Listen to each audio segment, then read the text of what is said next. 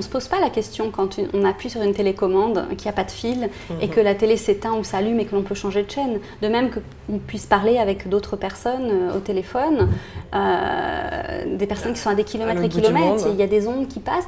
L'énergie, c'est un petit peu ça, c'est qu'on se branche en fait à l'énergie cosmique et puis voilà, on laisse passer, on laisse faire. J'ai toujours senti en moi une petite voix. Voilà, et qui m'a guidée vers des livres surtout. Et par effet de synchronicité, je suis tombée sur une phrase sur internet qui disait « Lorsque l'élève est prêt, le maître apparaît ».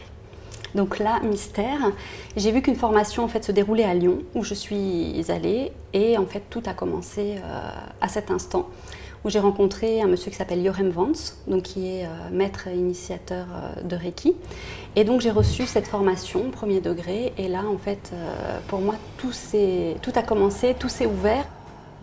En général, ce que l'on voit chez l'autre, c'est quelque chose qu'on a à travailler.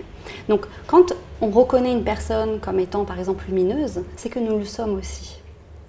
Et donc, rien que d'en parler, j'en ai la chair de poule, parce que c'est ton cas. Vraiment, tu as quelque chose comme ça, dès que tu es arrivé, d'ailleurs, même, bon, je t'avais vu aussi, mais là, voilà, même ça se voit, ça se sent. Pour une autre personne, par exemple, qui a de la colère et que l'on ressent un petit peu comme négative, c'est qu'on a peut-être une colère qui est enfermée en nous, qu'on n'a pas exprimée, et qui crée, on va dire, des situations qui se répètent, des événements répétitifs. Et donc, c'est là que le Reiki intervient, c'est-à-dire qu'on va rééquilibrer. Alors, je n'apporte rien, c'est-à-dire que je propose un spectre et la personne va absorber ce dont elle a besoin. Voilà.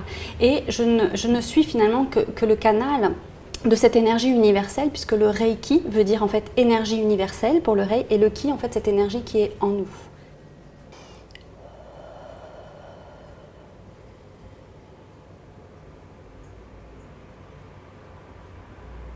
Alors, je crois que dans le Reiki, il y a plusieurs degrés justement. Est-ce que tu pourrais nous expliquer? Tout à fait. Donc, il y a un premier degré qui s'attache principalement au corps physique dans le présent.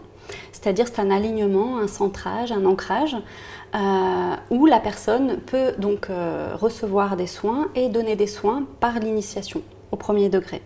Ensuite, il y a un second niveau qui va en fait dans les espaces intérieurs et qui utilise en fait des éléments, par exemple l'eau et le feu. Et ce sont comme des clés qui vont à l'intérieur ouvrir dans les espaces donc émotionnels, psychologiques, sentiments, impressions et le mental. Nous avons une construction du fait de nos croyances, par exemple de nos expériences de vie, qui font que ce n'est pas toujours harmonieux en nous. Par exemple, quelqu'un qui reçoit toujours des compliments, par exemple, va s'ouvrir et se révéler. Tandis qu'une personne qui va recevoir toujours des critiques va plutôt avoir tendance à se refermer. Et ça crée un peu comme des blessures intérieures. Énergétiques? Oui, tout à fait, qui font que la personne ne va pas pouvoir avancer dans sa vie d'une manière épanouie. Je sens que je me libère de quelque chose. Quand mes mains, elles se déplacent comme ça toutes seules, c'est toi qui conduis.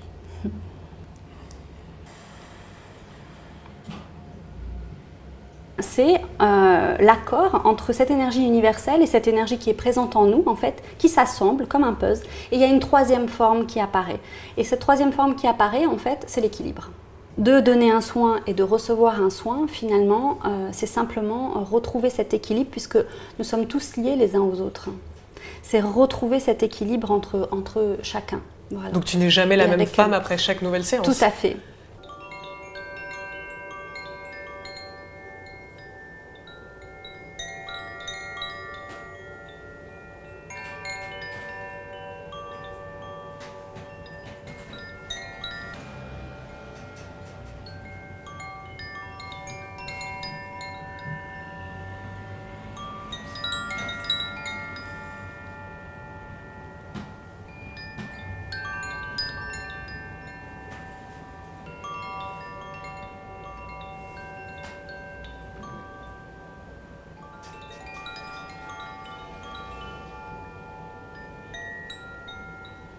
Tu reçois quel type de personnes pour ces consultations?